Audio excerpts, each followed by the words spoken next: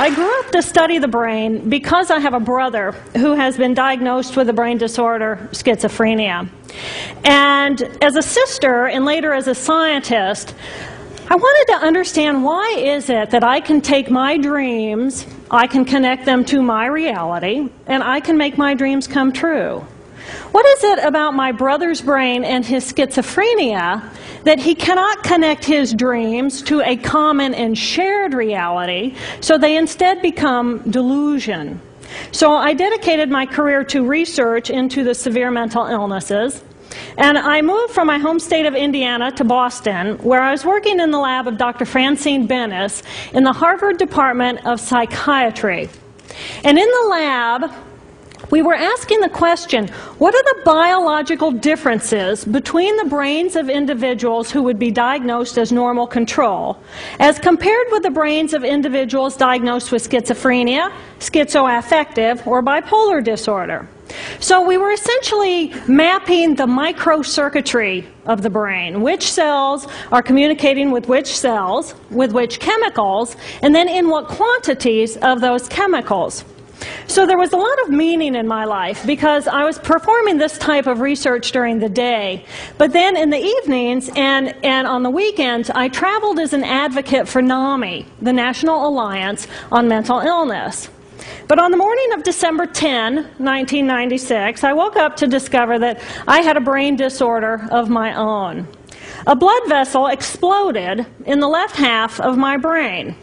And in the course of 4 hours, I watched my brain completely deteriorate in its ability to process all information.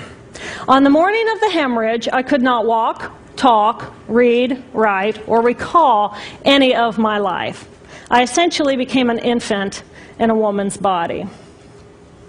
If you've ever seen a human brain, it's obvious that the two hemispheres are completely separate from one another. And I have brought for you a real human brain.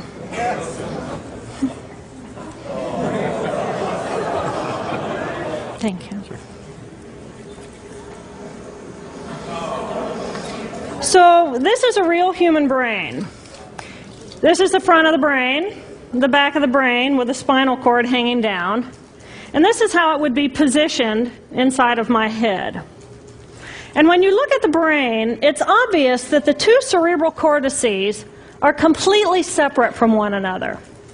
For those of you who understand computers, our right hemisphere functions like a parallel processor, while our left hemisphere functions like a serial processor.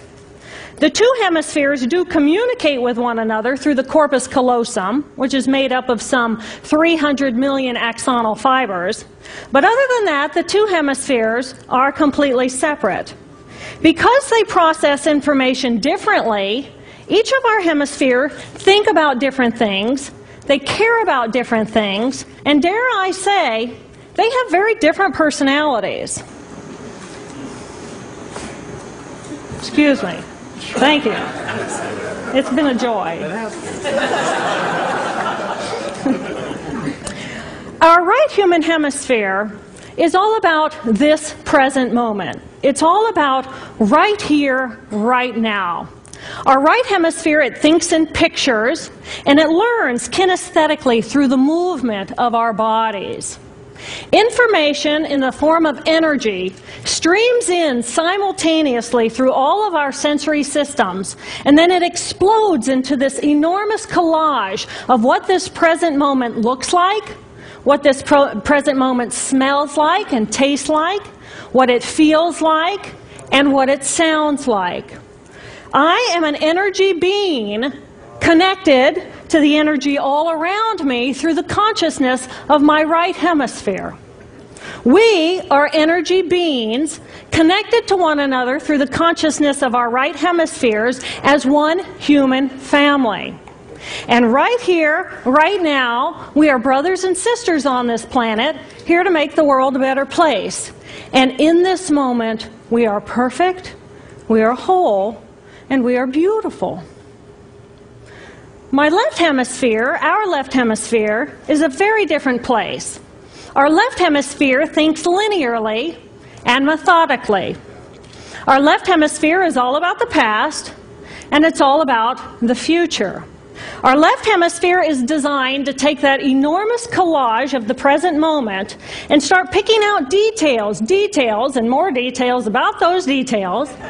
It then categorizes and organizes all that information, associates it with everything in the past we've ever learned, and projects into the future all of our possibilities. And our left hemisphere thinks in language. It's that ongoing brain chatter that connects me and my internal world to my external world. It's that little voice that says to me, hey, you got to remember to pick up bananas on your way home. I need them in the morning. It's that calculating intelligence that reminds me when I have to do my laundry. But perhaps most important, it's that little voice that says to me, I am. I am. And as soon as my left hemisphere says to me, I am, I become separate. I become a single, solid individual, separate from the energy flow around me and separate from you. And this is a portion of my brain that I lost on the morning of my stroke. On the morning of the stroke, I woke up to a pounding pain behind my left eye. And it was the kind of pain, caustic pain, that you get when you bite into ice cream.